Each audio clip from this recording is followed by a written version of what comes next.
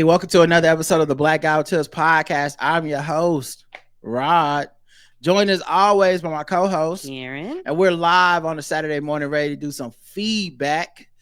Find us everywhere you find podcasts. Search the Blackout Tips. Leave us 5-star reviews on Apple Podcasts. We read them on the show if they're nice. The official weapon of the show is Boja. And the unofficial sport, Bullet ball. A bullet ball extreme. All right, well, you know what we do. We gotta do the feedback show, and we gotta shout out all the people that did all the feedbacking. But first of all, we gotta shout out the people that gave us money.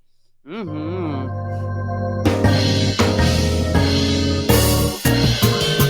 May I have your attention? You are now listening to Charlotte's own Rod and Karen. We welcome the good folks who tied to the Black Diamond Tips. That's right. New sunny day, new money, eh? Nicole F, recurring donator. Mako H, Early Daisy Photography, J Full, Marvin B, yes, Marvin B, Michael W, Chriselle B, Asia D, Annie P, Annie, I hope you're okay. Michael S, David S from Brooklyn, Tom W, Dana R, Noel W, Laura E, Nicholas Z, Bomani Jones from the Right Time Podcast, Jane M, and Pete B. That wraps up, everybody. Thank you for giving us a little something in our collection plate. We appreciate you. We do. We'll put it in the building fund.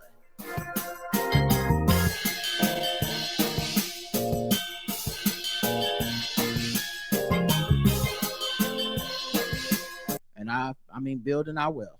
Okay, that's what the building fund is for. Okay, we got 1 5-star review. Let's go 5-star reviews. Let's check it out. It's called "The Show Is Dope." 5 stars. Oh, It's by Colts Fan, who says, Rod and Karen are the two cousins you always want to chop it up with at any family gathering. Funny, insightful, pragmatic, and real. Found you all during the height of the pandemic. I can honestly say you both saved my sanity. Keep on, keep it on. 2 muscle emojis, 2 hands up emojis, and a heart emoji. Thank you. Oh, thank you. We appreciate you. Okay, we all saving each other's sanity 1 episode at a time. All right, it's easy to go crazy out here. I don't blame you. All right, let's get into these actual comments on the website and on the episodes and on the YouTube. You know how we do.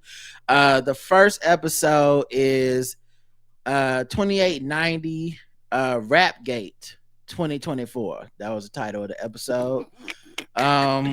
Let's see. We got 5 comments on our website. The first one is from Apia.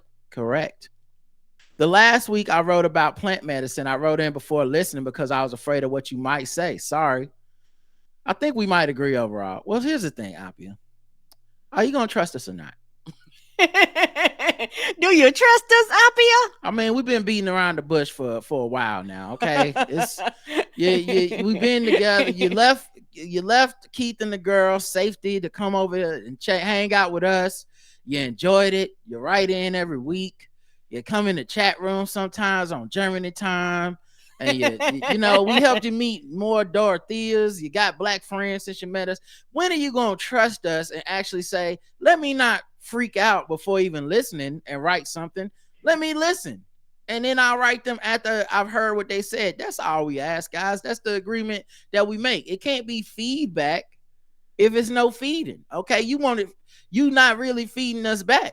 You know, you just giving us food without taking none. No, we eat some of the food and then let us know if it's good. Okay. Pharma companies are companies so they do what benefits them. This is a fact. The studies are financed by the money made by the sales of other products, but also how else could they keep existing? I often wonder if it was better if pharma companies were state owned. I'm not sure.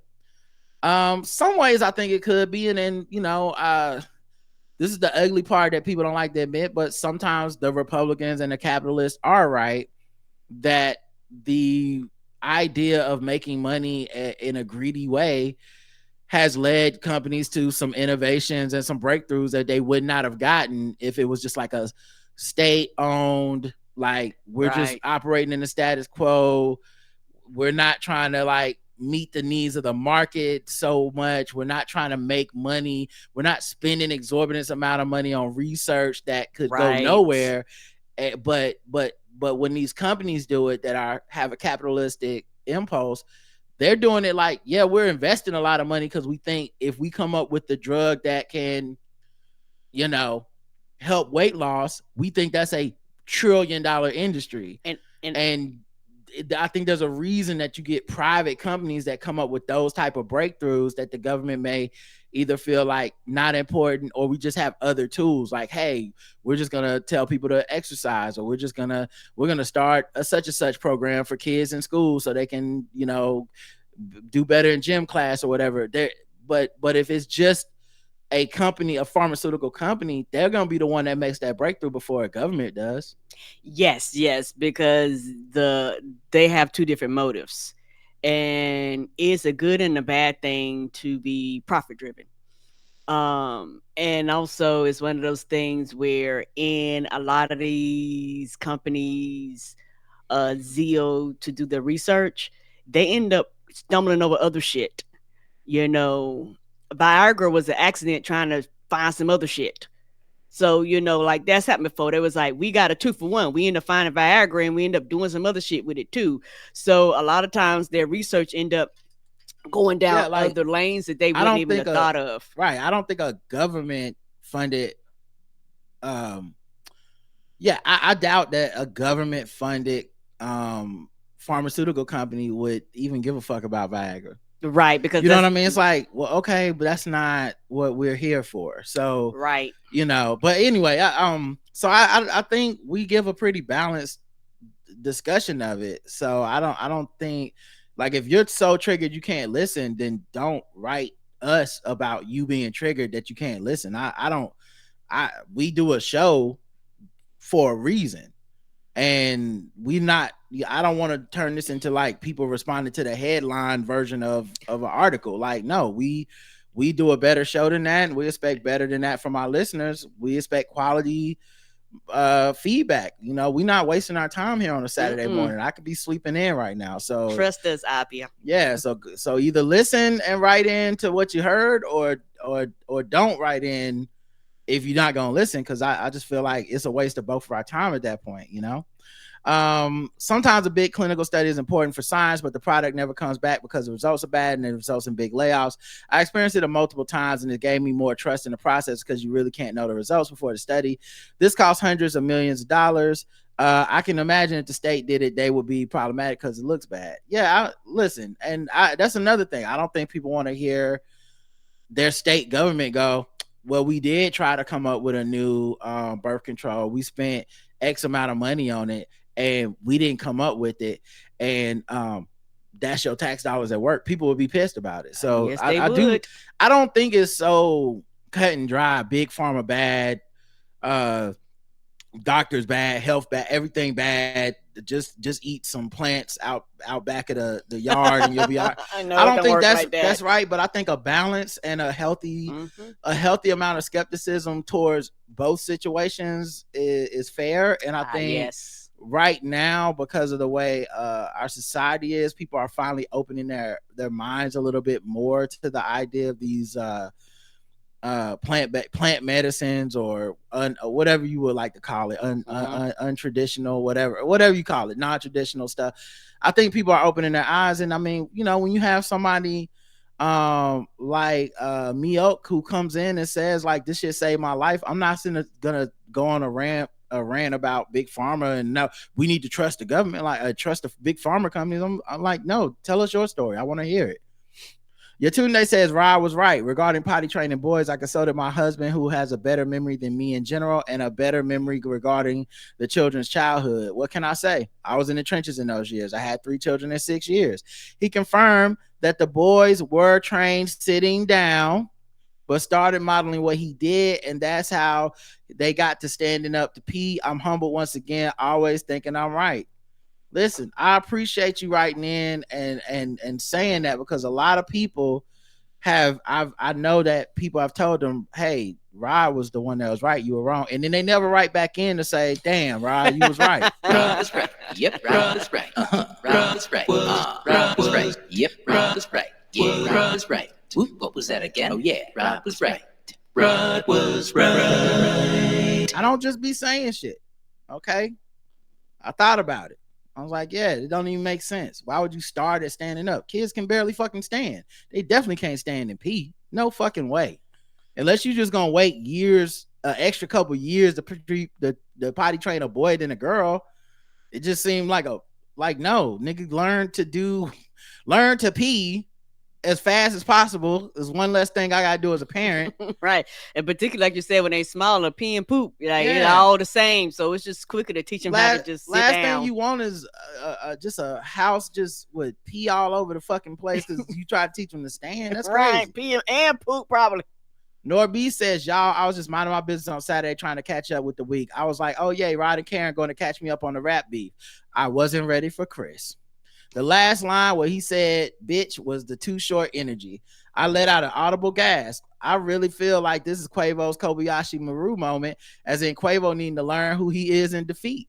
Ain't no way he coming back after this. Well, he did come back. I don't know if it's over. I mean, I haven't heard Chris Brown respond after he responded. Okay. So maybe it's over, but who knows with these niggas, man.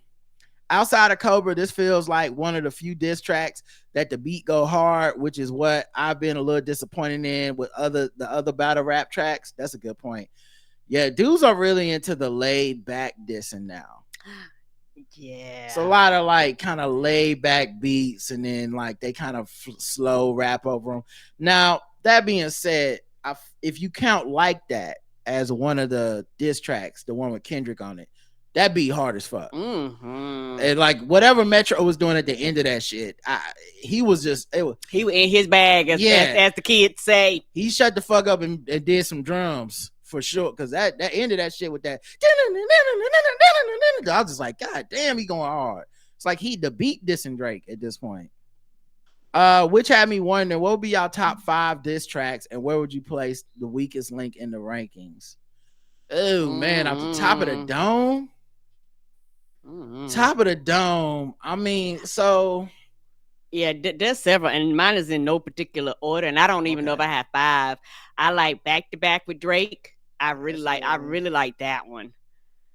That's that's more of a current era, quote unquote, but that right there, because the beat goes so hard, and this motherfucker is sing-songy, and shit like that. Like that was a whole ass vibe and bop. I play that for no reason. Yeah. Oh man, I'm writing them down now that I think about it. Because I feel like there's also a couple more. I just want to make sure that I got. Your bag is a lot deeper than mine. Because I got some that I don't think people put on their diss tracks that I do.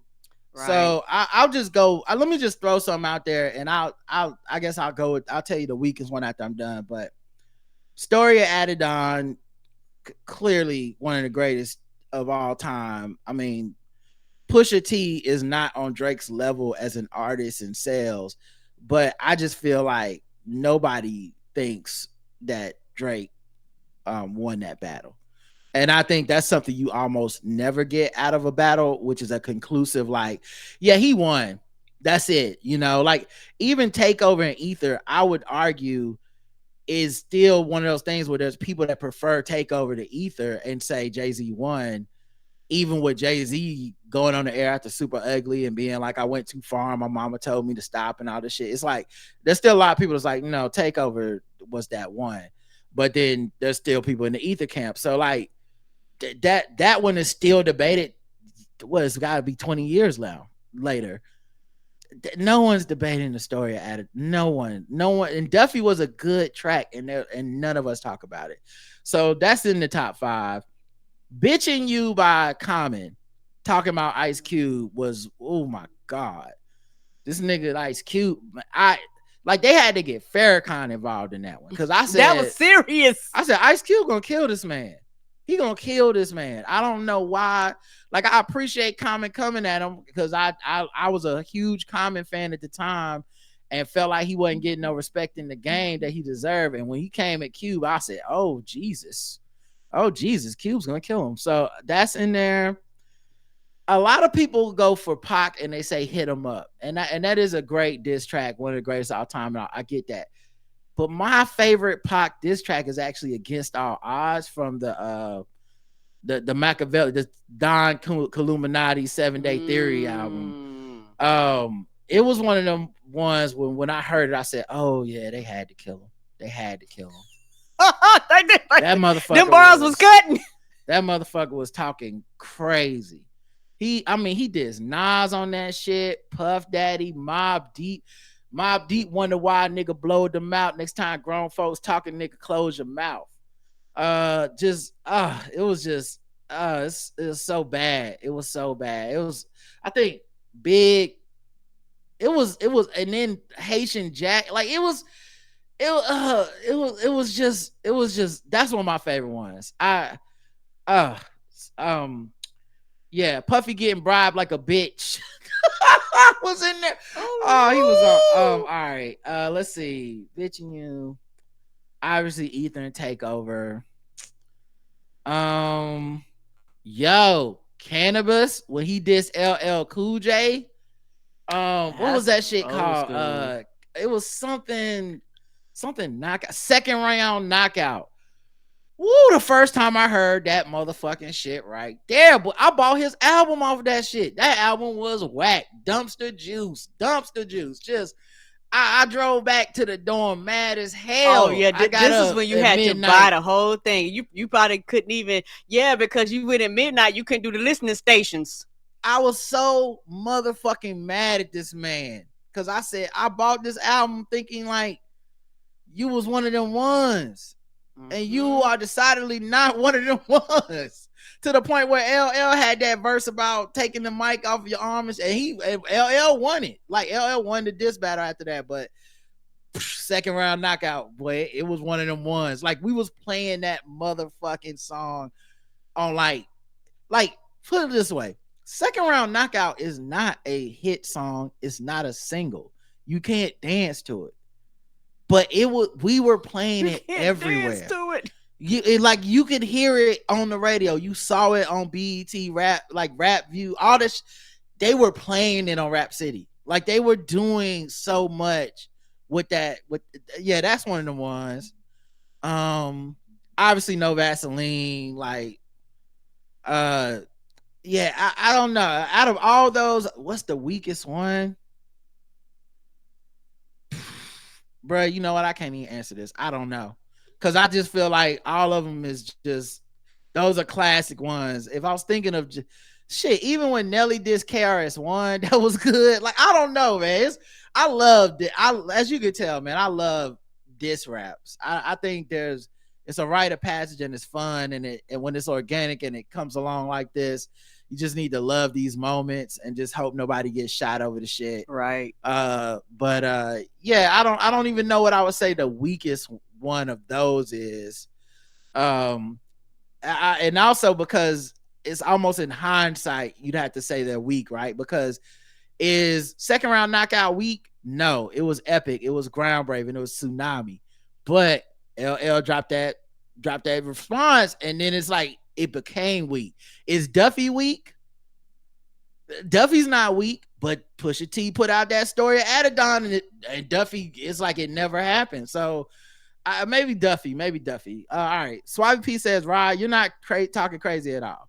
Good Times, it was a comedy. The laugh track is the dead giveaway. I wasn't an avid watcher of the show, but the little bit that I've seen, nothing about it screamed dark comedy or dramedy or anything of the sort.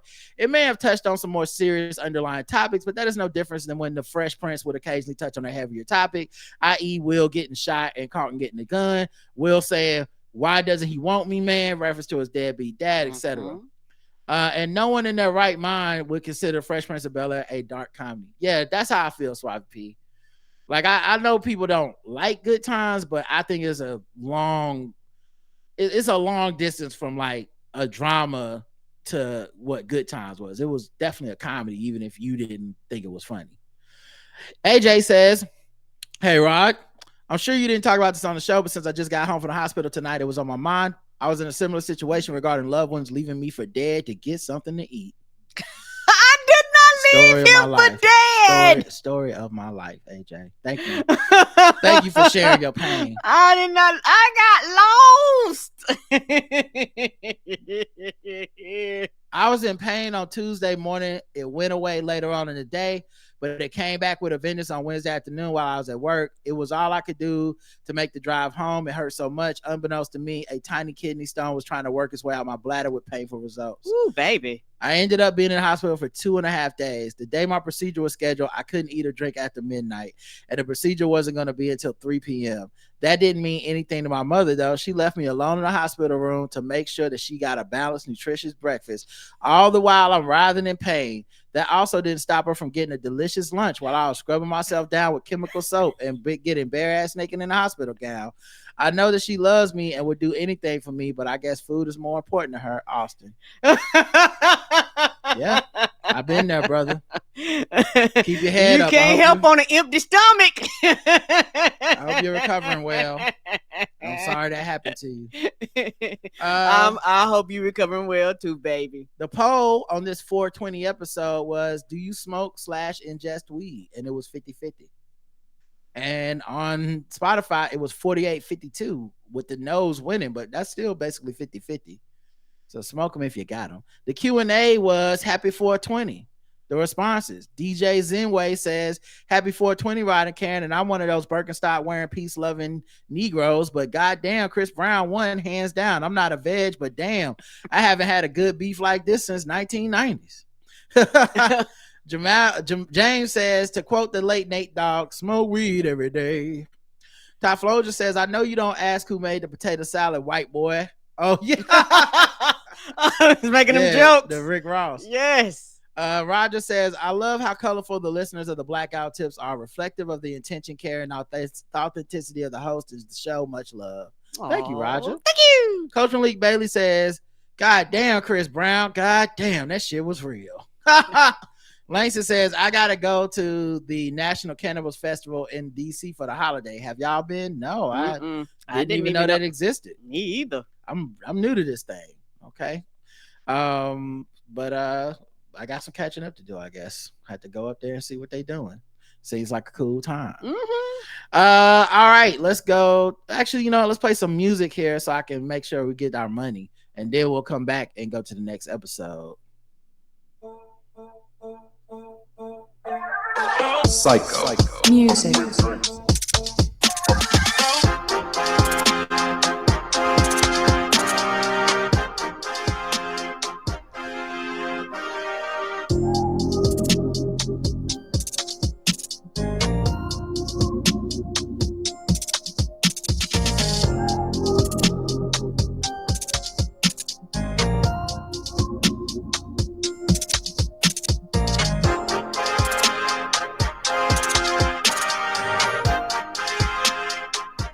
All right. Flip My Dildo, 2891. Title of the show. Michael says, "I'm not British, but I'm pretty sure Karen nailed it on the what party Rishi Sunak is in. His political party is the Conservative Party, also known as the Tories.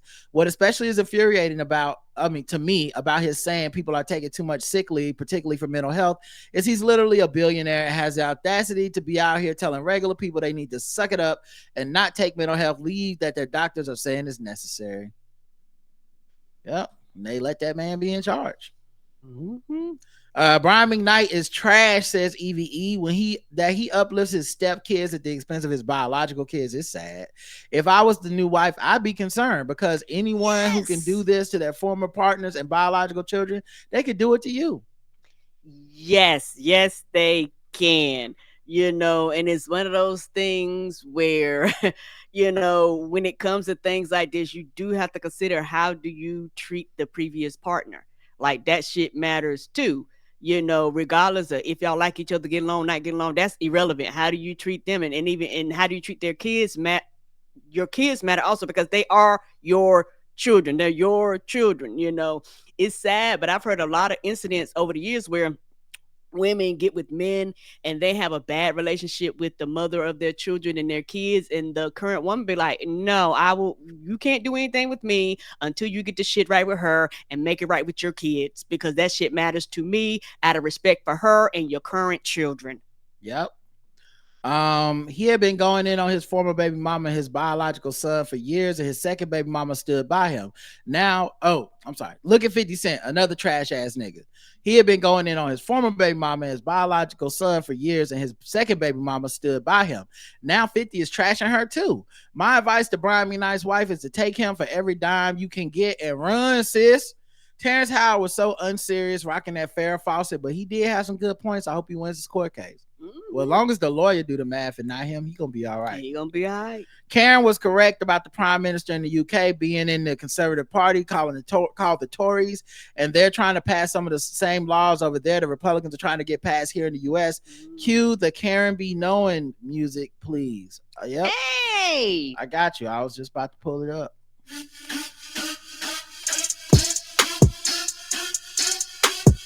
I was right about something. Karen be knowing, Karen be knowing.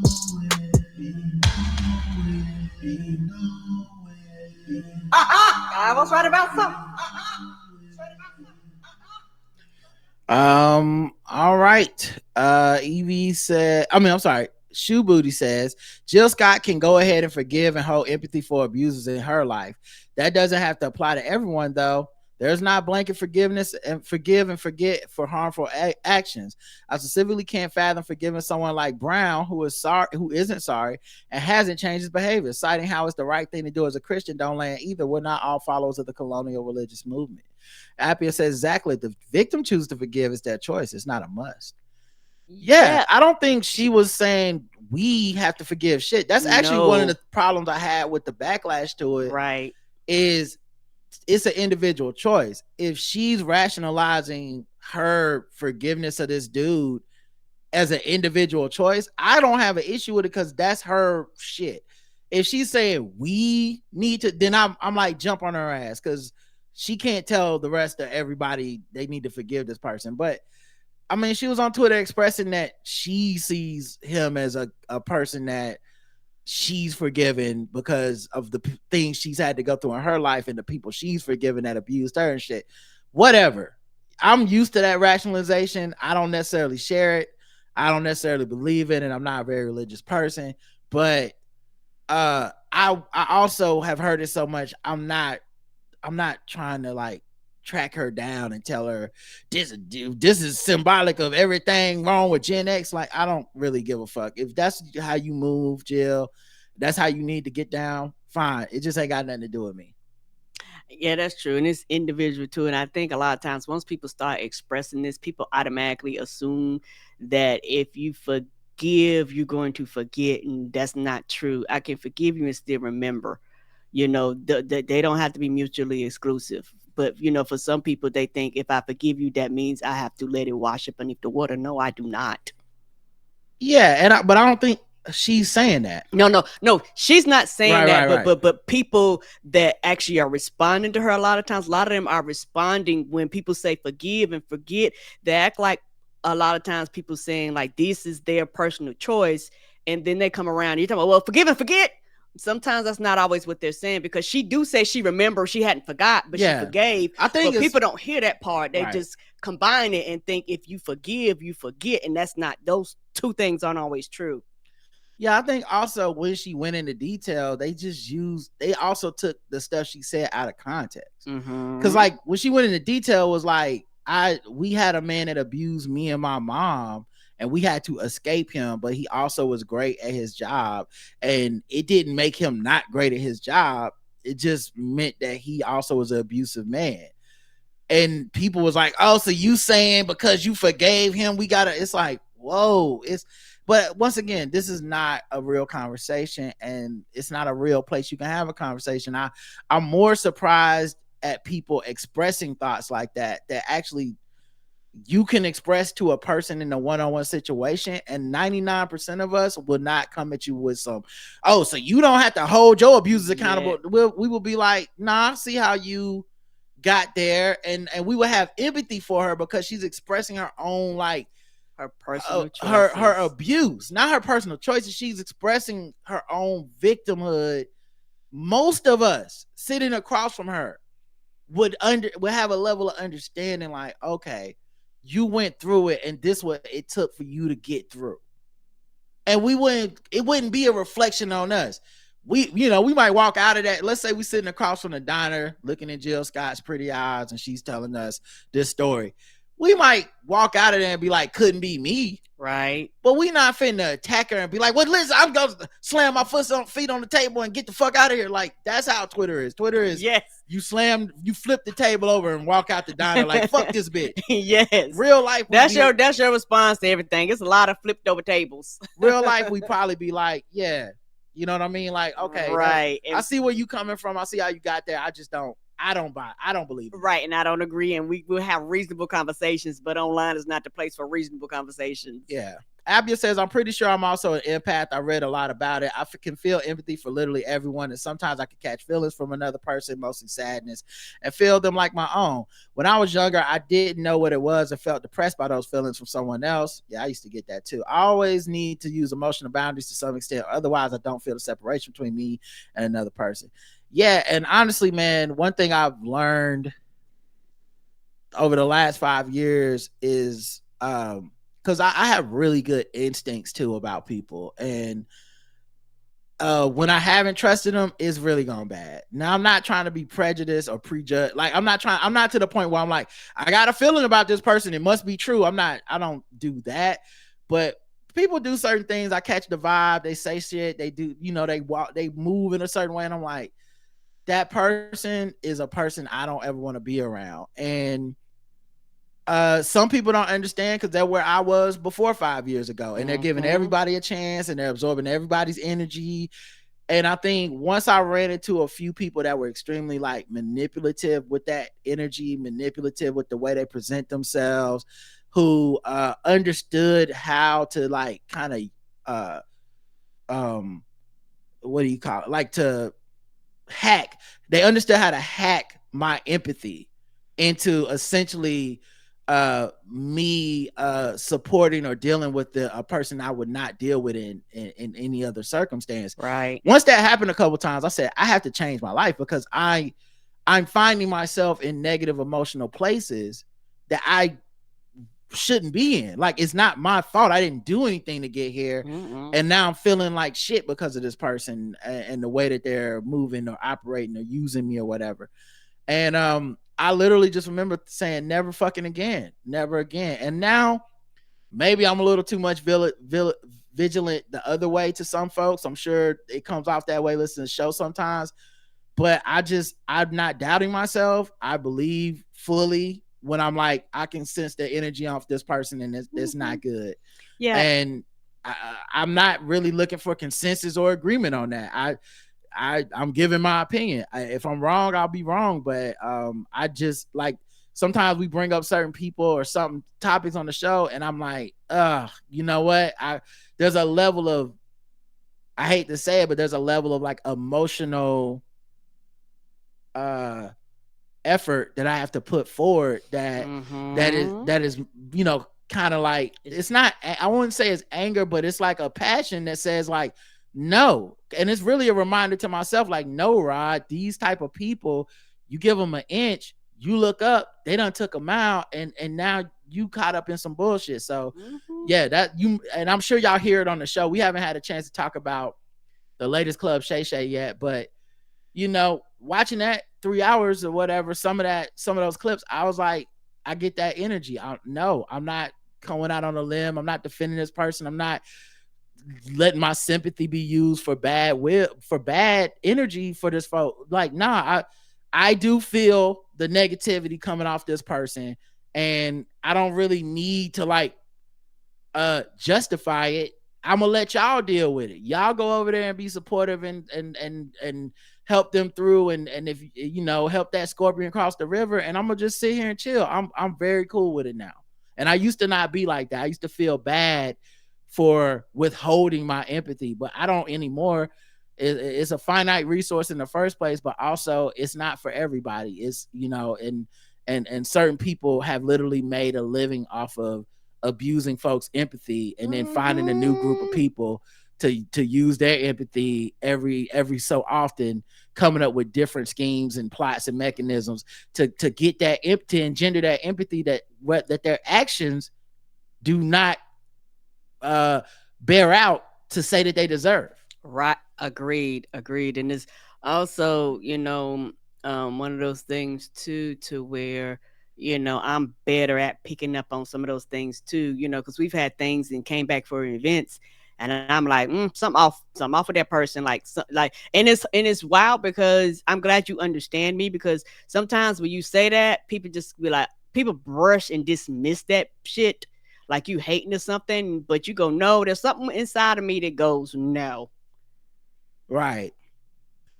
But yeah, I just think, I just think I had to learn that lesson the hard way, but it didn't cost me too much. And I'm thankful for the lesson, and it's just changed the way I deal with people in general. I don't need to get in the muck with folks, and I don't need to be on their side. I'm cool being like, nah, you do seem like a messy person, and everything literally can't be everybody else's fault all the time. So I actually don't want to.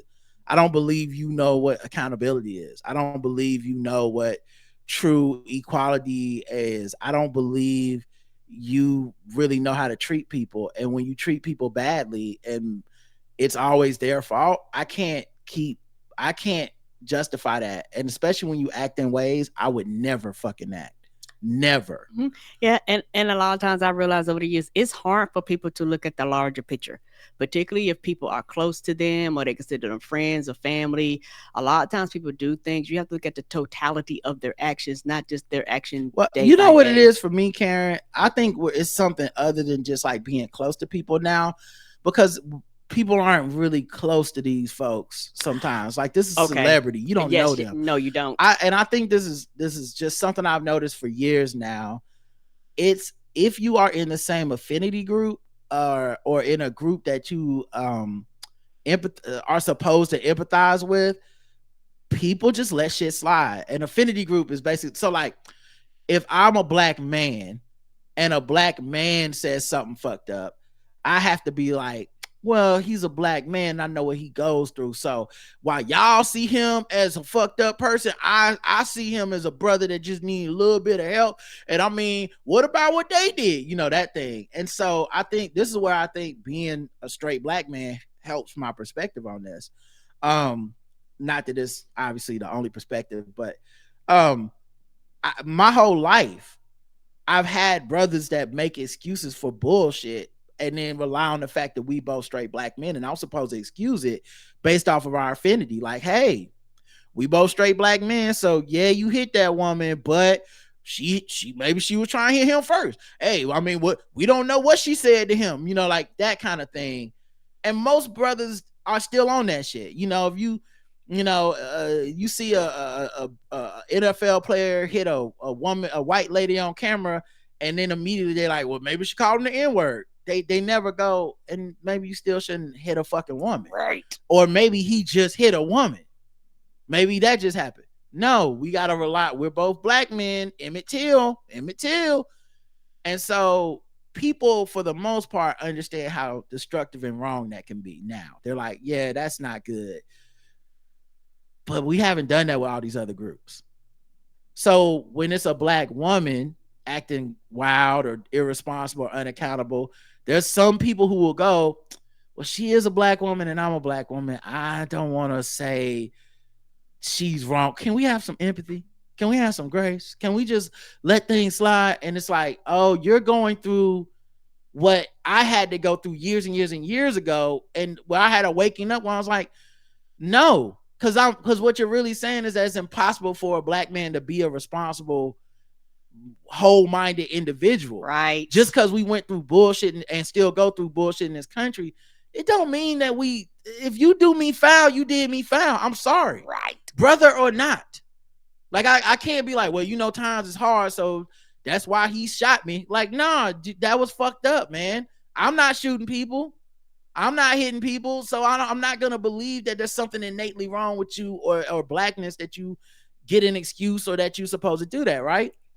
It doesn't mean I have no empathy, but it just means it's not excused.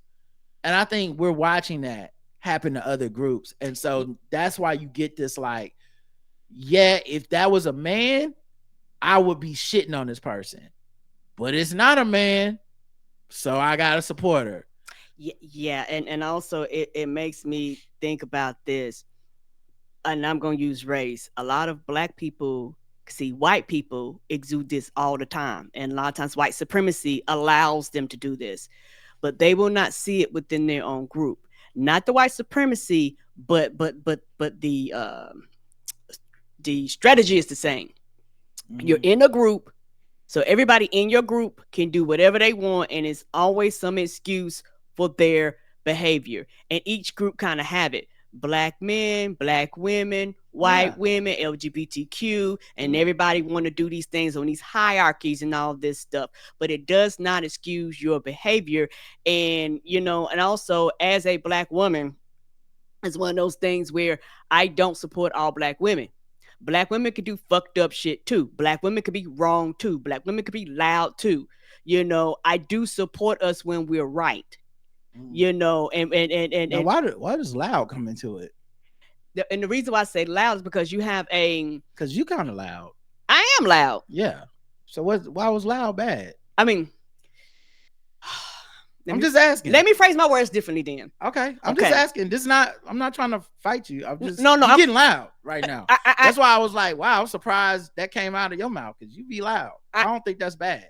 I'm going to phrase my words differently. You have a lot of people a lot of black women online that are very loud, like their voices are very loud. Okay, I see what you mean. And so when they're loud and they're wrong and they justify their bad behavior by being loud and wrong and and their voice takes over the room, and people excuse that loud and wrong behavior as that's a black woman, just let her be. Regardless of and they don't look at her actions, they just excuse it and they cover it and they hide it under black girl magic. They cover it and they hide it over you need to support black women. They cover it and they hide it underneath underneath those things. So that's why I said I wanted to rephrase what I was saying, just so you can have a better understanding. It's like to obfuscate being wrong, I'm gonna be loud, and if I get loud enough or angry enough or intimidating enough, we're gonna have to just accept that it makes me right. I know exactly what you mean. Right. And it's one of those things where it's a strategy and it's a tactic a lot of times that people have a tendency to use to justify their behavior and not being held accountable. Someone put it in the chat. Stephen A. Like Stephen A. did that after he went on that show. He basically made the rounds on Twitter and on media, and then he put it on his own podcast, and he was yelling a lot. And it's like, no, you're wrong. And now you're yelling to make us be like, well, he's so upset. Clearly, he must be right. Because why would he be so upset if he was wrong? And I'm like, he's just wrong and loud now. So, yeah, I totally get what you mean now. Yes. And so for me, as being a black woman, I've seen a lot of these things. And yes, there is such thing as black girl magic. I'm not against a lot of those things. But I've seen those things strategically used against other people where I don't have to support you being wrong. That's all. It just don't matter. And I think that's where we're at right now is this affinity group shit has really become obvious and apparent because of the internet. So we see it a lot now. We see a big thing now is people go, well, when a man did this, it was okay with y'all. And I'm like, okay, two levels here. One, clearly it wasn't okay because you're bringing it up because you at the time didn't think it was okay. Right.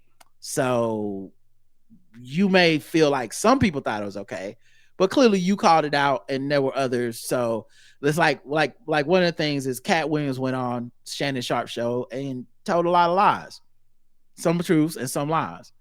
And I remember a lot of people were like, he tells nothing but the truth. And I, among many others, on this podcast even was like, no, he was telling some lies too. And that's okay. But like Shannon ain't gonna challenge the shit. It's not a journalistic space.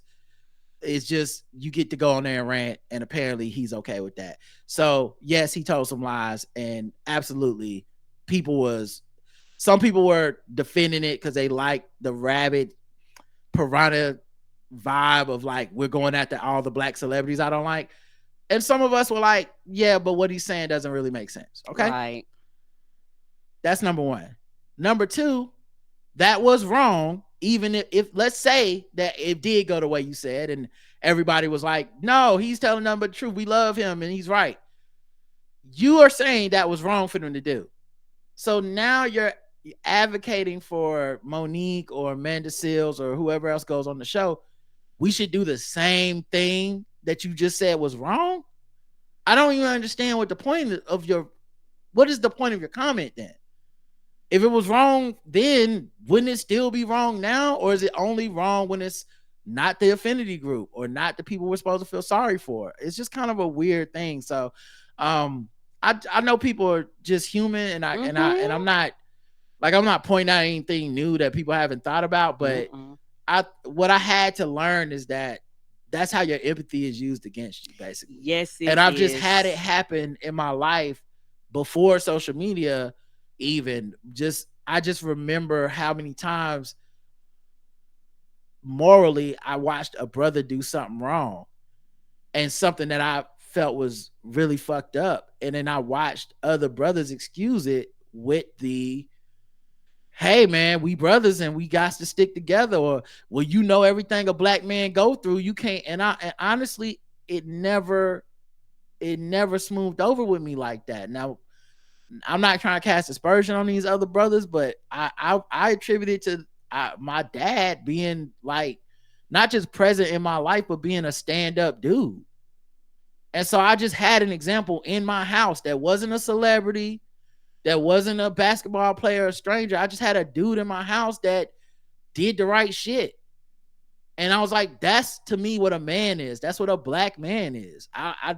It is responsibility. It is taking care of your family. It is loyalty to your wife. It is, raising your kids. It is working every day. It is like that's the shit that I value. So a nigga being able to dunk a ball, but then he is accused of sexual assault, I don't need to glom onto him and cover up the sexual assault. Right. And I don't need that. And I think in that way, bringing it full circle, I understand what Jill Scott was saying in that way, because my philosophy in my life is very similar to her without the part about forgiveness. But I have a very similar philosophy to life to where I'm like, Kobe probably sexually assaulted that woman. Mm-hmm. Kobe also great NBA player. There's no fight in me between those two ideas. They exist at the same time. Yes. And it doesn't bother me. Mike Tyson. Mm-hmm. Honestly, Bill Cosby, Michael Jackson to a certain extent. Like, none of this shit bothers me because these are not my heroes. And I just don't know how to express that more. I don't have it in me to do the hero worship thing. I appreciate talent. I'm not a negative person. Right. I'm not one of these people that believes there's like an evil cabal of celebrities we need to take down and all this shit. I just personally am like, these are people, nothing more than people, very talented people, famous, well-liked people, but they're people, and people make mistakes all the time, and there's no bearing on me. I don't need to be seen supporting or not supporting them. They don't matter to me, and I don't matter to them. Like, the idea, I found it weird the whole week that people felt like they need to defend anyone that goes on Shannon Sharp's show. For what? Right. Why? That person don't know you. Yeah, they can defend themselves. Yeah, like, they said the things that they said and they have to deal with it, period. It's not really about taking teams unless it's only about taking teams. Yeah, for a lot of people and that's what it's really about. Mm-hmm. All right. The poll was, have you ever gotten a doctor's note to get out of work? Yes or no? 62% yes, 38% no. On Spotify, 57% yes, 43% no. Now, I will say, I don't think I've ever had a doctor's note to miss work. I think I've just been able to tell them like, hey, I'm sick or something. But I have had the kind of job where I would have needed to do that. I just never got sick at that job. Just luck. Yeah, a basically. lot of them are like, if you miss 2 consecutive days or Right. 3 consecutive days, we need to know, which means now I got to fucking make a doctor's appointment and have them, quote unquote, write me out. And see, then that's funny. You know, somebody like me, you make me mad, like, fuck it, write me out for the rest of the week then. Fuck you. Yeah. You did that before? No. No. Oh, okay. I haven't. That before. I've been written out of work, but it's just one of those things where, you know, if I had to do something like that, I would go to my doctor like, well, then just write me out for the rest of the week. Like, you know, you want to be a dick about it. I just won't be there then. Yeah, I've never really dealt with it, and then also I've always kind of been a little afraid to deal with it because of the money. You know, like, does this mean I'm not getting paid? You know, it's just whatever, man. But yeah, that's still a lot of people. Mm-hmm. And to think that UK is trying to take that away from people. Vote. Let's see. On YouTube, we got one comment. What's up with Terrence Howard's hair? He looked like Terrence Howard. Ike Turner Terrence Howard can't count. He said 1 + 1 = 1. A bunch of laughing emojis. Thank you, Educate to Free Us. And then the Q&A was Law and Order Special Dictums Unit. Typhlosion says Spaceballs 2, The Dildo Strikes Back. Raphael says play that Karen music. She was right 100% about the British Prime Minister and his party. She might not know a celebrity, however, she knows her foreign affairs. I'm calling Secretary Blinken to bring her on the board. Well, we didn't play it. Child, yeah, them but like this, I might not know what you call the Tories or whatever you call, but I know conservative behavior when I see it. You ain't wrong. You was right. You was smart. Aaron says more like Raw and Order. Good stuff, Aaron. Like that. Roger says, anyone else hear the ether beat at the end of fucking with black people? We love a good rant. Here at the Blackout Tips, we do. All right, let's go to the next episode, 2892. It is called Sambo Calrissian. It's one comment only. EVE says, I wonder if anyone else sees the double standard of how the lawsuits are being talked about with Megan Thee Stallion and Lizzo. And I make this observation as a fan of both women, but I can't help but notice that most of the discourse surrounding Meg's lawsuit is men calling the guy suing Meg a bitch because he's whining about watching her have sex. First of all, how dare you? How fucking dare you? Okay. It's not men. It's everybody. Yeah, a lot of people are. It's all of them. I've seen people that are staunchly, extremely like, you know, like victims' right type people be like, but it's Meg, so fuck that guy. Yep, if you like it, if you like them, they don't want to hear it. I mean, look, we love Meg, as an entertainer entity, yes. But I can't even keep up with the hypocrite whiplash on this one. The amount of motherfuckers just trying to find a way that this is okay. And I feel consistent because I've always been on team like this the kind of shit that used to be like rock star shit. And now we're having a cultural reckoning with, are we going to accept these raunchy sexual stories as like, this is where being an entertainer is. That's what she rap about. Or are we going to be like, hey, this is wrong? And I'll give you another example, and one that we haven't reckoned with that that this will make some of y'all be like, oh yeah, I haven't even thought about it this way because I'm just thinking of it today. It's kind of like how we all just accept that a rap tour bus is going to have drugs, fucking, and guns. Technically, that's a fucking workplace.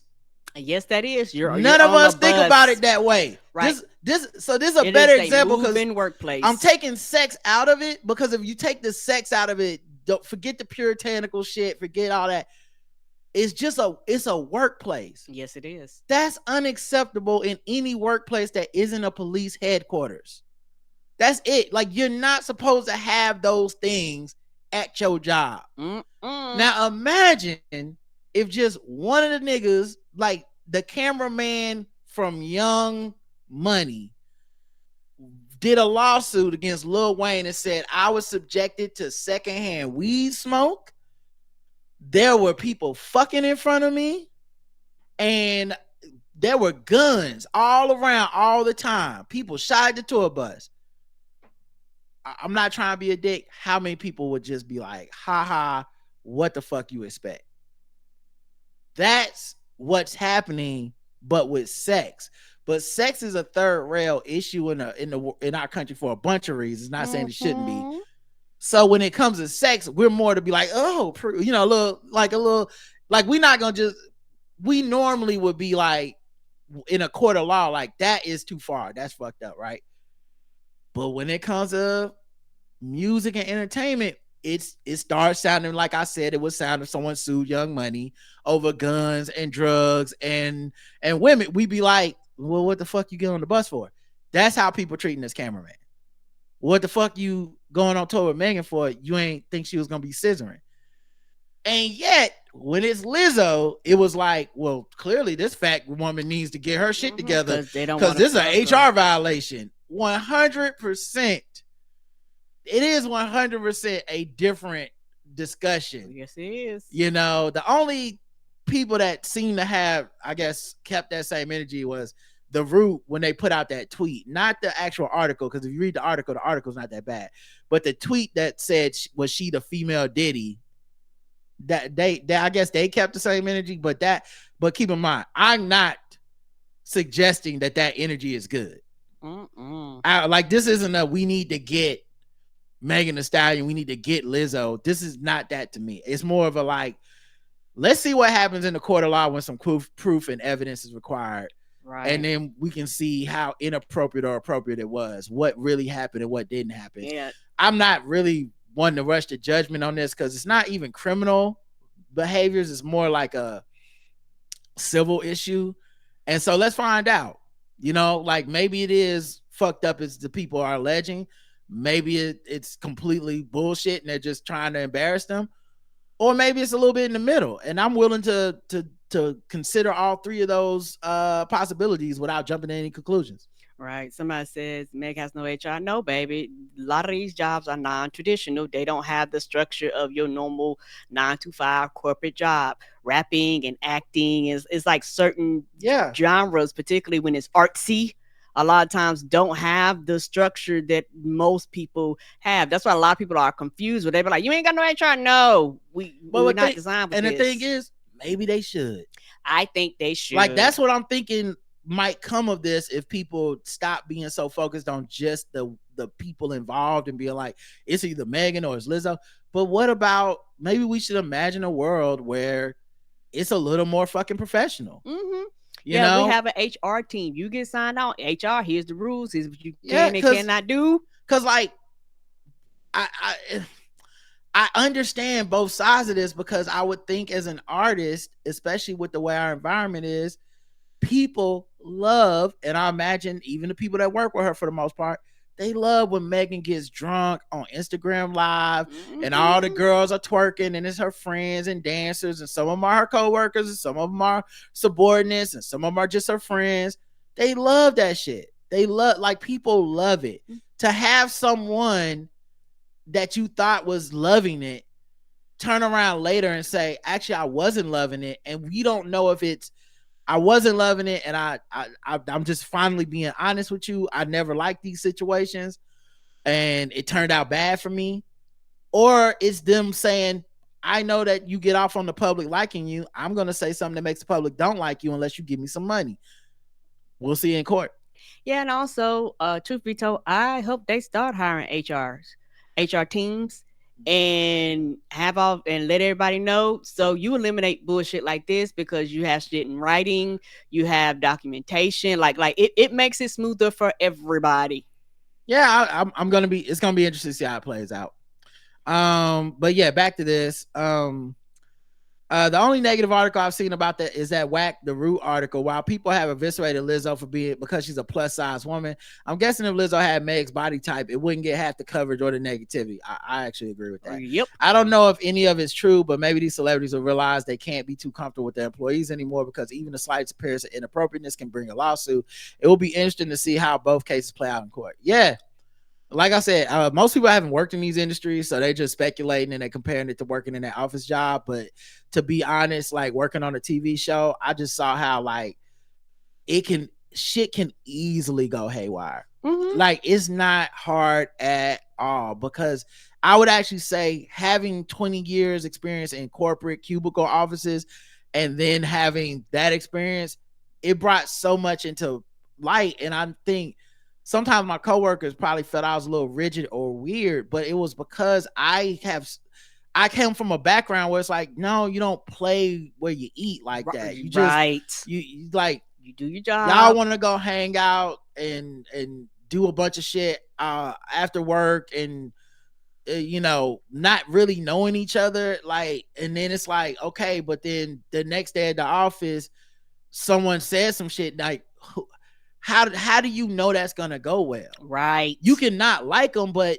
when you go to HR, they're gonna be the one that has a good case and you're not. Like, everyone can understand where you're coming from. You're like, no, we just got high together and we like went to the strip club together. We thought it was funny. And yeah, they did say like, nah, I just want to go home. And we was like, come on, man, don't be a bitch. And they did go.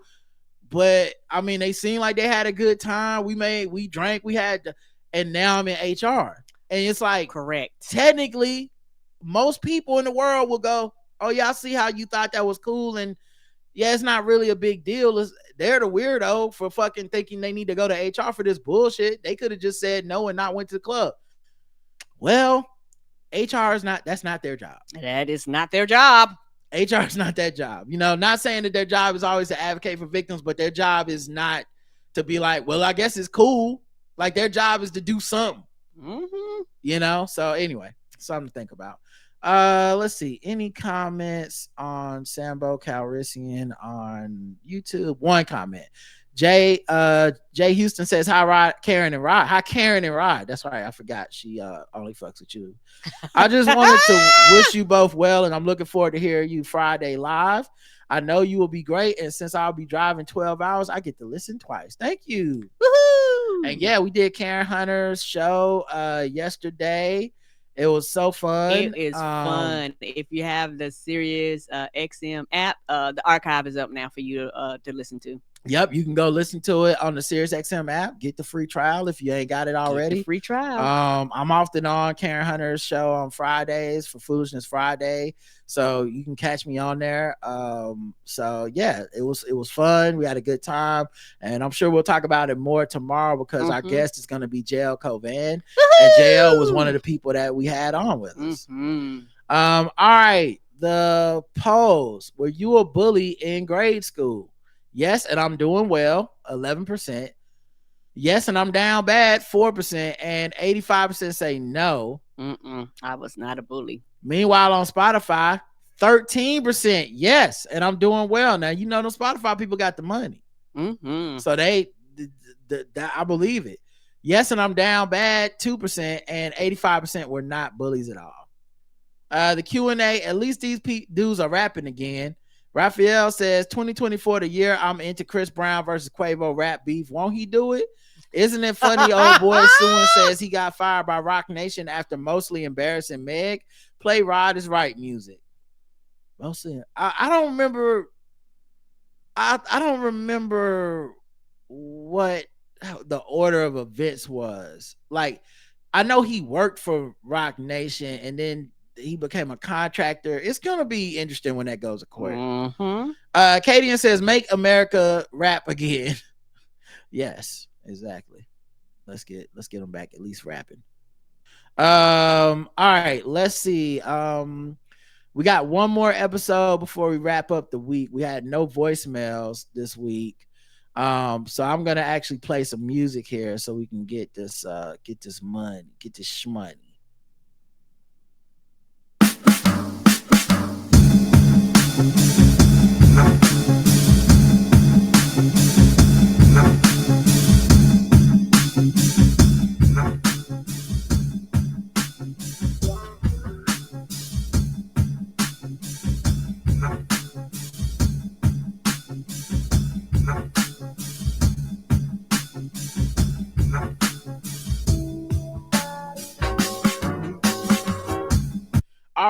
episode 2893, Elite Milk. You had 3 comments. R. Miller says, I'm going to leave this comment before listening to the show, so it's out of context. Happy! Sorry. Let me apologize up front. Okay, well, you did apologize up front.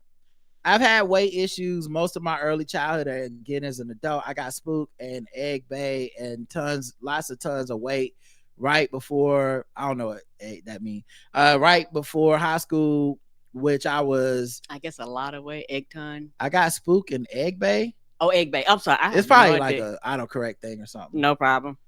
But you know how these Spook and Egg Bays get be. That sounds like some racism, don't it? Don't it? Good old fashioned racism.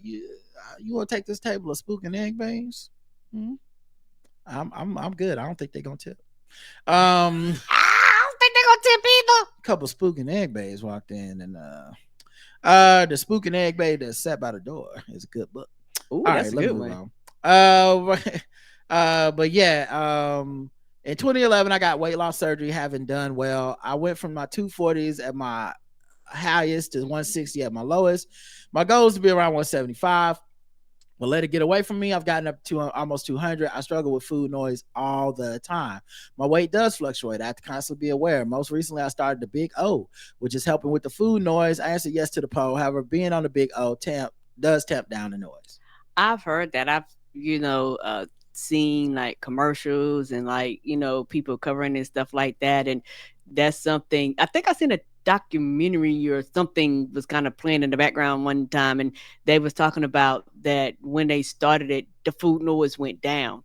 Oh, it was a podcast. This was they were interviewing people about the podcast, about people taking Ozempic and those types of medications, and one of the people said, the person that said it was working for them was saying that that food noise you're talking about, when they started taking the medicine, it made the noise stop for them. Like, so they wasn't consistently drowning and consistently thinking about food all of the time.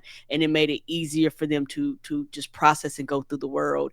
And it wasn't until you said that that's something that I have, is that food noise, and I know with us changing our diets and all that stuff, I still hear it, but I don't hear it as much as I used to. It used to be really, really, really bad. Yeah, I think it's interesting because like the stuff in like Ozempic and Mounjaro stuff, I think it's called like Sigma something with too. Gove is another one. Mm-hmm. Whatever the active ingredient, it makes people feel satiated, so they don't feel hungry. But a lot of hunger is mental, and I mean, you're not actually hungry as much as you're craving things or whatever. I eat because my brain literally is like, I'm bored, eat something. There's not it's like am I hungry, or am I just like it's restless, there's nothing to do? Well, what I could be doing is eating some chips or whatever. Just every time I'm bored, eat a chip. Like that's definitely something that I struggle with. But I don't know that it stops the food noise, because I still think about food even now, where I'm like, okay, I can have this today, or I had this for breakfast, then I should have that.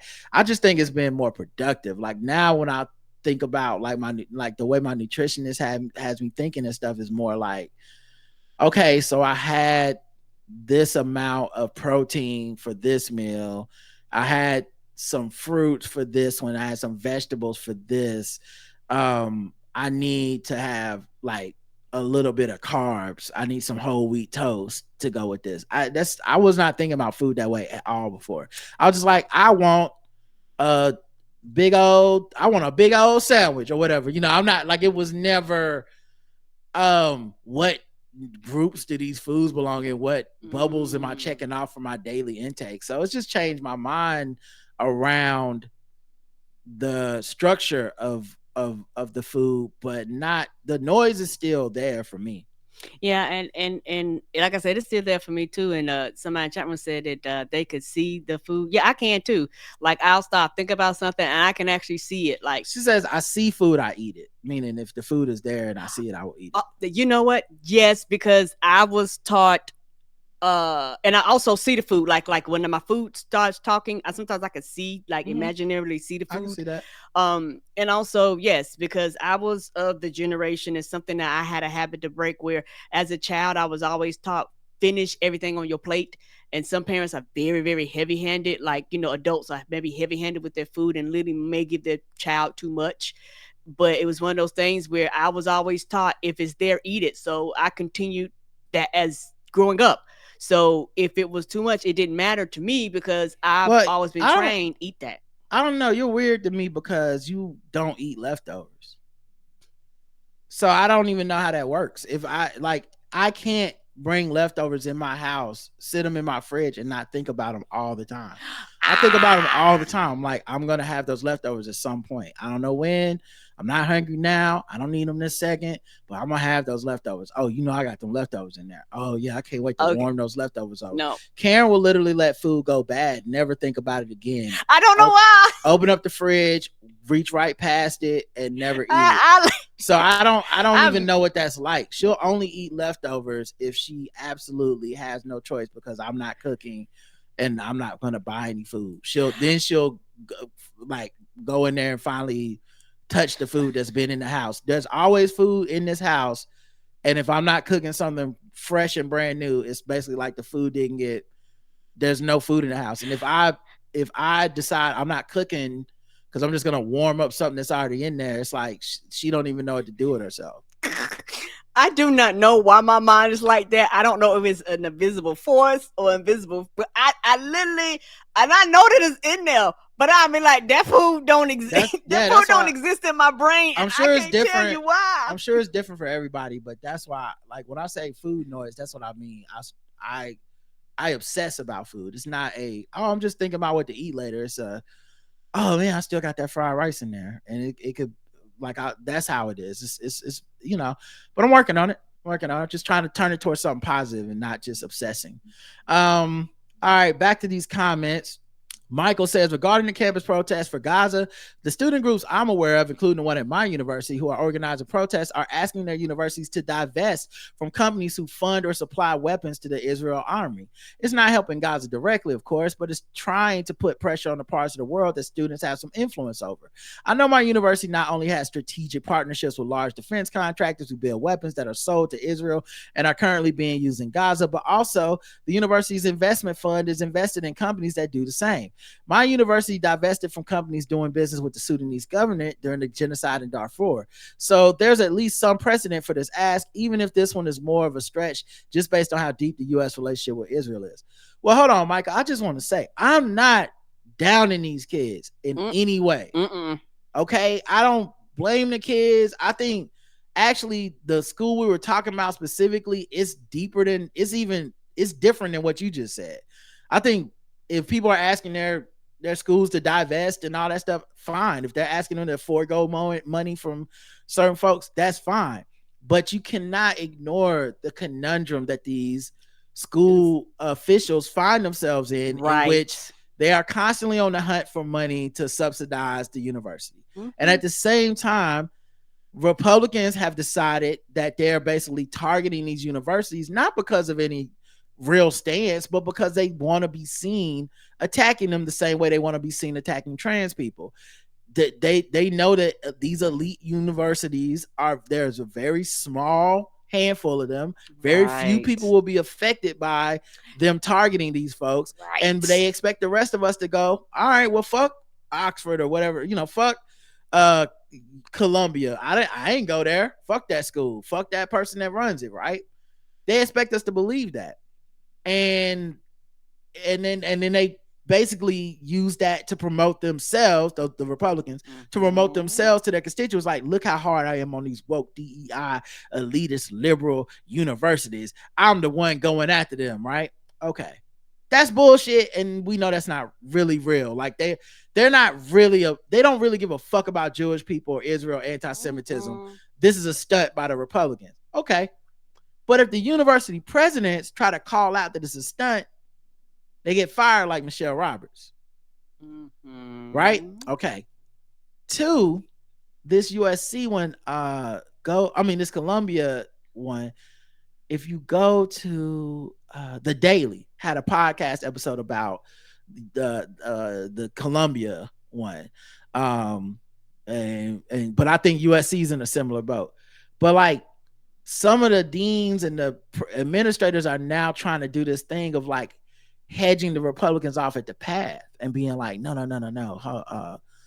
Actually, we're really tough on the anti-Semitism and we don't play that shit on our campus.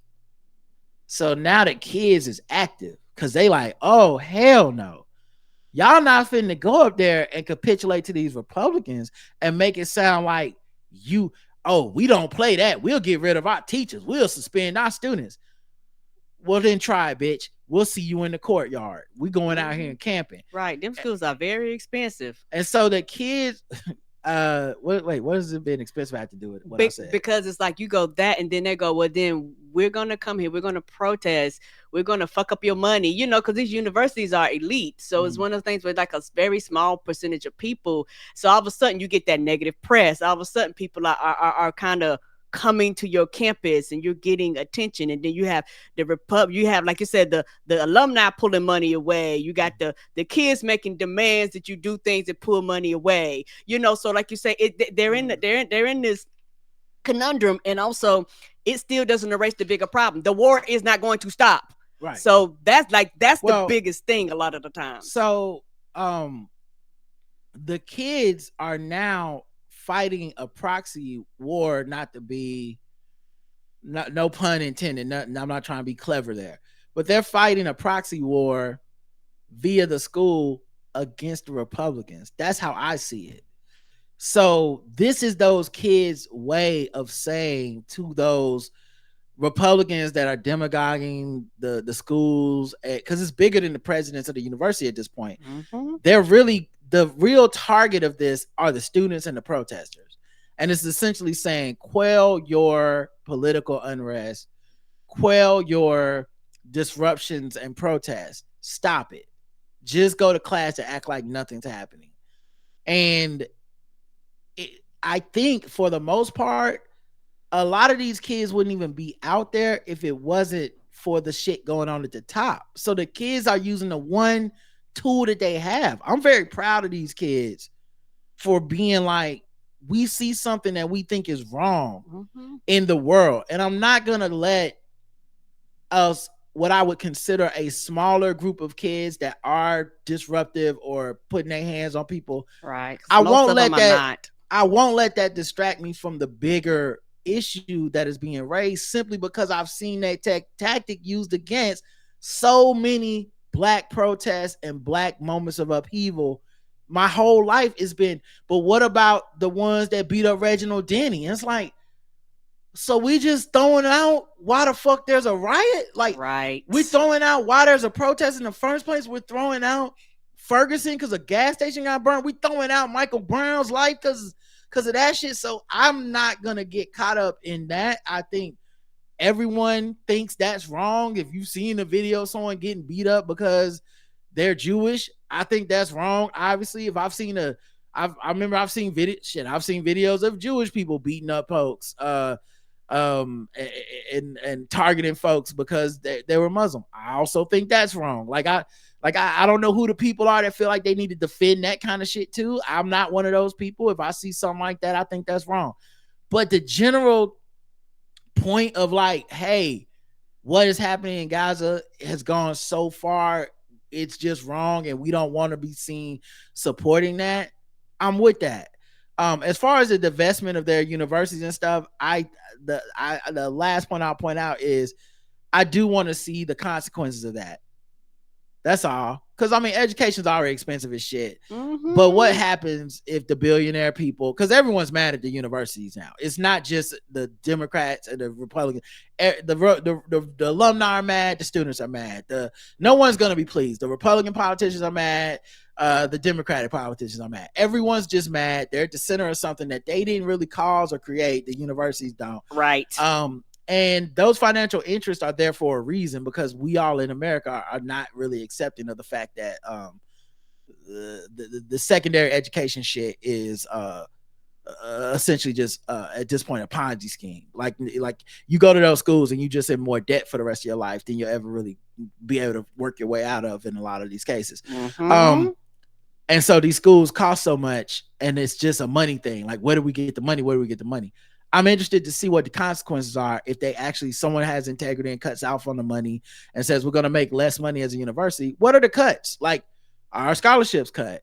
Our athletic programs, some of them getting axed. Are our students gonna have to do with a little bit less on campus? You know, I just wonder how it works for everybody, because I Yeah. think it's easy, obviously, to point out these are the problems, but there's also incentives for people that are there's incentives for people to get this money, and I would like to see what happens when they don't.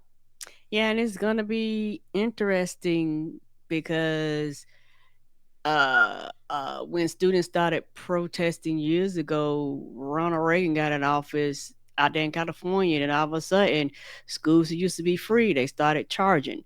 So it's gonna be one of the things where is this gonna impact? How is this gonna financially impact the institution? Yeah, we make these cuts, but now the cost of everything is gonna go up because that the money that we're losing, that we got to we got that money got to come from somewhere. It don't just disappear, like you said. Where are the cuts coming from? Like everybody demand defund, cut, redivest. Okay, now do we get less qualified teachers? Now do we cut services that are normally were included in your tuition? You're like, do we lower some of the standards? Do we possibility we might lose accreditation now on certain fields because we can't afford to do the things that we need to do to pass their standards? This is shit that nobody thinks about because they don't have to think about the consequences and or the repercussions to the university. They look at the university like, just do something. I just want to see what happens. I'm not like, I have no dog in the fight. Like, this is not a like, y'all gonna see what y'all did. I actually want to see what would happen. Maybe nothing happens. Maybe life is very close to what it is now, and it's just like, oh, it was just greed, and they shouldn't even be investing in this stuff, and they should be making statements with their money and stuff. I mean, we saw similar things with universities that were deciding to give money back because the origins of the university were rooted in slavery. And I similarly felt interested at the same time to be like, okay, when they pay those reparations, what happens? Right. Like, what's the fallout? Like, will it change the way they dole out scholarships? Will it change campus life? All that stuff. And it's also going to be interesting to see what happens when the coast is clear, because we're seeing that with all this stuff with racial stuff at universities. DEI programs getting cut left and right because they only gave a fuck as long as everybody was vigilant. Now everybody's not vigilant. We done moved on to the next thing, and it's like, yeah, we can get rid of all this black shit. EV says, I think this TikTok ban is kind of toothless. They have until next year to sell, and I'm feeling that by next year, when the time comes, there'll be something else to distract Congress. Plus, there will be lawsuits. Even if by some chance the site gets banned, not sure how effective it will be because another site just like it will pop up. And I'm surprised there's not an American trying to make a TikTok ripoff. All right. Just to capitalize off of this shit in case it go wrong. I remember a few years back when Vine was popular, when it shut down, TikTok popped up. I'm sure there are plenty of investors looking to launch similar apps. Let's see. Any comments on YouTube? No. And then the poll was, do you experience food noise constantly? 44% yes, 56% no. And let me check the Spotify to see what they say. 60% yes, 40% no. So it's actually higher on Spotify because they got the money for the food, they can afford it. Rest in peace TikTok was a Q&A. Ernest says, didn't we almost have it all? Just Joe says, been listening to Pac from the 90s in real time to this day. I'm an old head. He my favorite rapper of all time. He would never co-sign a stinking ass beige BBL warrior to use anything of his. Man, I don't even know. I wish we could have got to see Tupac get old, honestly. Because I think it would have been fun to see how he changed. I mean, who had Ice Cube doing what he's doing today? Right? Ain't no right. No, who knows what their career was? Same thing with Snoop Dogg and some of these other people. Ice-T. Yeah, child. It's you have a whole generation that don't know nothing about Ice-T rapping. They know he the dude on SVU. Yeah. So who had any of this shit in the books? I didn't see it coming. All right. I don't think we have any voicemails, so we need to get to the emails to wrap up the show. Gonna play another beat because you know how we dizzle over here. Let's see.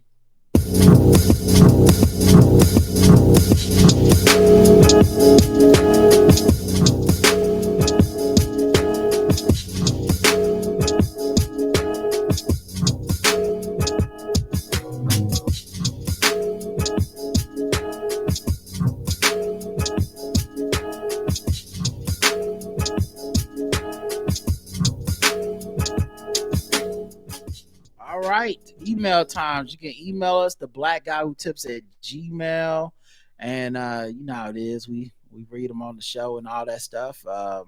Let's see how many we got today. Let me just make sure I got them all in there. Okay, I think I do. All right, let's see. We got 3. All right. Let's see. Oh, 2 actually. Rhea says, "Hey, internet niece and nephew, I'm so proud of you both. I'm 2 hours into the Karen Hunter show. I just wanted to stop and say you did an excellent job. Yay! I expect for your Sirius XM contract to be on the way any day now. Great job to both of you. Love you, your internet play auntie. Hugs and kisses." Thank you, Rhea. Thank you. And I don't know if it's a contract situation. I don't think that's what's happening, but we definitely appreciate it and the opportunity, and Had a good time. and you know, probably talk about it a little more in depth either on pregame or on what are the episodes throughout the week. But it definitely was like a fun learning experience. It was juggling a lot of stuff at the same time for me. And honestly, I'm really proud and happy that I was even able to pull it off in a way that made anybody feel like it was good, because I know that I'm not, radio is different than podcasting. It is. And you know, like Karen Hunter texted me after like some pointers and stuff. It was still, you know, like positive and very nice and sweet of her, but it was also like, here's things that you can improve on, here's ways you can do it differently. And it's really the kind of thing that I think you almost can't learn it unless you do it, right? Or unless you really watch somebody do it a lot. And even then it's jazz. It's on the fly. It's every show is different. Everything is different. Every guest and caller is different. Thousands of hours of podcasting definitely has helped. Yeah. But in some significant ways, podcasting is different from radio, and hosting is different from being a guest. So, you know, maybe it's a thing where she'll have us do it from time to time or have us back, or maybe not. That's also okay. You know, like I just thought it was fun, and I didn't want to turn it down when she offered, just because I was like, the mode I'm in now is like, why not? Let me try it and then see, because we could have said, it was sent to me. I could have said, no, that's not really my thing. Let somebody else do it. And I was like, nah, let's see. Cause maybe I'll see, maybe I'm good at it. Maybe it's something I can work on and get better at, or maybe, and maybe it's in our future, or maybe it's not, but I'll never know if I just say no. Right. Lastly is from John, who says, "Good morning, Rod and Karen. I've been so enjoying these recaps of the diss war between rappers. Roger, unrestrained enjoyment of the mess makes it so fun." Yeah, and I hope people understand that. I really do, because I'm a principled person, and I know I come off high and mighty sometimes. I'm sure anyone that does a fucking podcast for a living comes off high and mighty, because you're expressing how you feel about shit. And all of us have our particular feelings for our own reasons. But I try to be as transparent as possible about the fact that I love mess. Okay, I'm not judgmental of reality TV as much as I'm not satiated by reality TV. This shit is lightweight. I don't give a fuck which Real Housewives don't like each other. I was in it when motherfuckers was getting stabbed on boats. That's what I come from. That's what I need that. Right. So it's not like you should be judging me when you hear me say, when I'm like, yeah, I can't even watch Love and Hip Hop, man. They ain't nobody got beat up since Jocelyn was on the show. Ain't nobody got stabbed, and they look like, I'm like, yeah. See, that's the difference. Yeah, but instead they always feel like I'm judging them because that's what most people are doing. Right. Anyway, my point being, I like mess, and if you're gonna, and I completely can compartmentalize it. It says nothing about me that I enjoy this mess. Nothing. I am not calling no women bitches that I used to have sex with in order to make another man who also had sex with them feel like less of a man. I would never do no shit like that. Mm-mm. But would I watch Quavo do it? Oh, you absolutely the Yes. fuck right I would. That's what I came for. I have never gotten a ring and tried to knock another man out. Would I watch someone else give somebody CTE? Every Sunday, I'll be there. I'll be there. I'll be there at 1 o'clock Eastern Standard Time. And you won't see me pontificating and hemming and hawing about it or pretending to be fake mad because I know I'm part of the problem. Yes, I am. I'm here for the mess. What the fuck am I? Why are we pretending otherwise? If anything, I'm annoyed by those who participate in the mess and then want to act like they better than me. Right there. Oh, they're above it. Nope, you not above it. Quickest way to get me out of your circle is to try to come off high-minded on some shit that we both know we here for the disgusting mess. You know, it's the worst. It's like, I was watching pornography the other day, and I really wonder about the well-being of the people as I'm, coming all over my hands. I'm like, no, you're not. No, you're not. Just stop. I don't know who you're doing this for. I'm sorry that the church guilt got to you that bad. I'm sorry that it's still in your head. But you were not worried about that, or you wouldn't have watched it. So we watched it for the same reason. We want to see these people pretend to be step siblings. That's why we're watching it. We know they're not real step siblings. It's against the law. We're watching it for the same reason. How is he gonna help her change her tire unless they have sex? Because she ain't got the money. Right. Okay? Right. A random pizza got delivered this shit in order. She ain't got the money. I'm just saying. Why are we pretending like we're not better than this? Her pipe's broken. She needs a pipe. Right. We're not better than this. So that's the thing that I think is funny is like I come to the diss battle and I think my friends are so used to, being high-minded and thoughtful and stuff. And I am. But man, not for this. Like, you messing up the time, man. We at the fight club. We about to watch two people fight. And you like, honestly, if you think about it, violence should not. No, get out. Get out. Right. Boo this man. Boo. We boo you out the room. I think you need to consider starting the segments with "I'm a messy bitch who lives for drama" sound effect. I appreciate your honesty. These segments are fascinating, hilarious. Yeah, man. I just don't get anything out of pretending to be quote unquote better.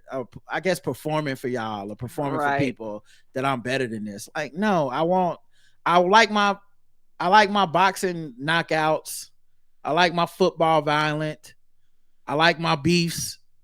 As beefing with all the isms. Like I've never been like, what a polite takedown of that young man. No. Mm-mm. I've only been like, he called you a bitch, nigga. God damn, like, what you go gonna at do? His neck. What you gonna do about that? You got to shoot this nigga. Like, that's how anyway. We are no better, y'all. Karen, you are right about the fact that if you can't smell your food, it must be healthy. This is why I always pinch my nose while eating deep fried Twinkies. This is also why my people are so into snorting caffeine. If we can get to a point of not smelling anything, then everything we eat will be healthy. That's just science. I think Oppie is going to have some things to say about that. The real question with AI girlfriends is how are they going to affect the gender wars? Will my big-titted, unnaturally smooth-skinned, anime-ass girlfriend know how to respond when I offer her some ant-covered chicken wings? I doubt it. I doubt it too. She probably will love it. She'll be like, I will eat those. Some things you just can't program. Yeah, you won't. No, you can't. I see what you mean, John. Yeah. No, you can't. We won't get gender wars out of it because it's going to go along with whatever. Okay, I see what you mean. Okay, my bad. Yeah, it won't be gender wars. It'd be gender war. One single gender. Gender just telling the other person what to do. Yeah, it won't be a war at all. All right, that's it for everything this week. We appreciate y'all. We'll be back tomorrow. I believe it's at 10 a.m. with JL Covan. Mhm. And we'll be talking about all kinds of stuff with him. Until next time, I love you. I love you too. Mwah. Bye, everybody.